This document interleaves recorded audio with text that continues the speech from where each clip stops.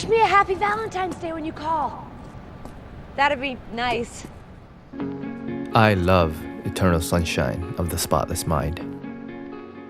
I think it was on my second watch that I noticed Clementine is missing a leg here.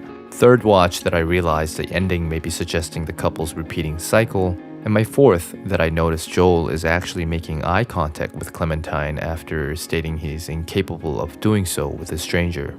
From the dexterous practical effects, the heart-touching music, all the way to its ingenious script by the amazing Charlie Kaufman that makes the word okay the most moving word of all time, Eternal Sunshine of the Spotless Mind never fails to surprise every time you revisit it. And so it's really impossible to pick one best scene, as the film transforms and grows with you, making it feel like a completely different film from the last time you've watched it. So although I always say that this is my favorite moment, it really depends. Celebrating Christmas, I rewatched Eternal Sunshine for the 9th time, and this time found one particular line to echo like it has never before. So today I wish to share it with you. Remember me. Try your best. Maybe we can. What makes Eternal Sunshine special is that it presents the idea of love and relationship from a unique perspective. Instead of telling an objective story of two individuals, it invites us to observe only one thing: the private and often biased memories of Joel. The Clementine we see throughout the deletion procedure is a cocktail mixture of the real Clementine, Joel's Clementine as he remembers her, and a reflection of his own inner psyche, not the one and only true Clementine that exists outside his head. But this bias isn't harmful, in fact quite the opposite.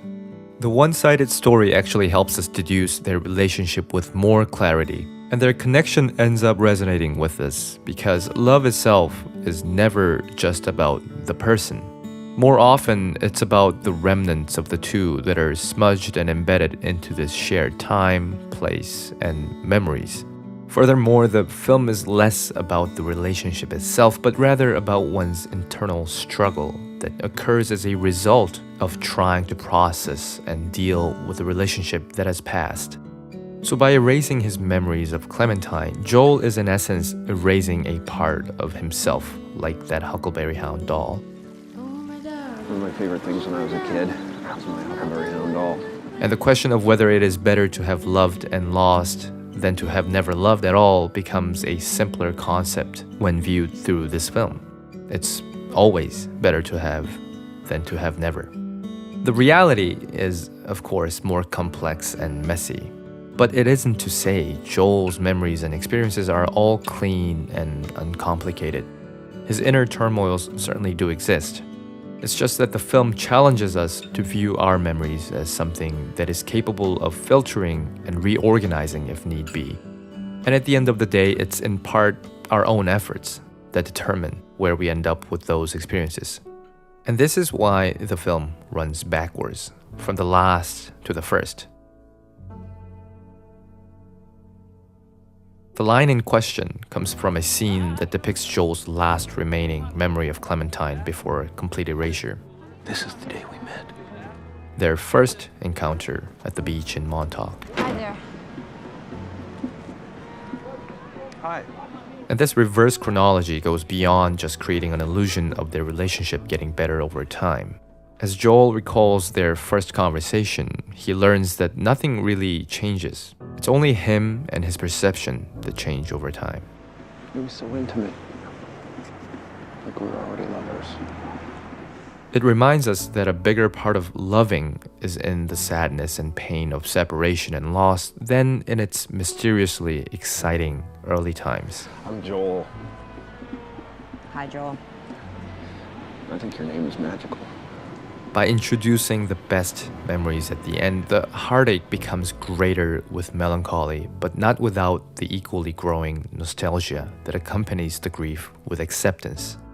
Accepting the past and being grateful for having been given the chance.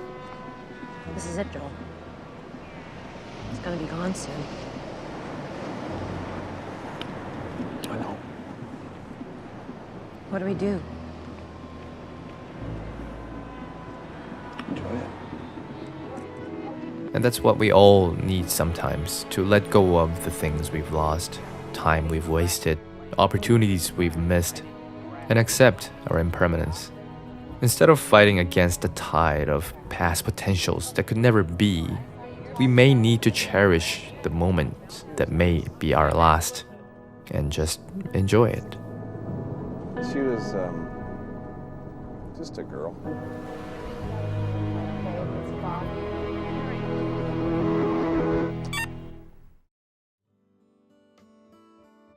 Hello everyone, a belated Merry Christmas and Happy 2021.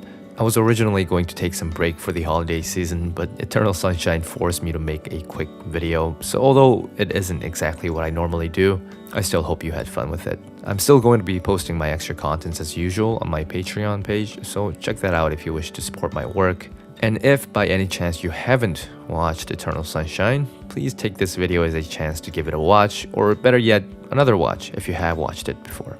I know things are still looking pretty tough for many, but let's all hope this year turns out to be a brighter one than what 2020 had to offer. So let's try our best to enjoy it, and that's it for me.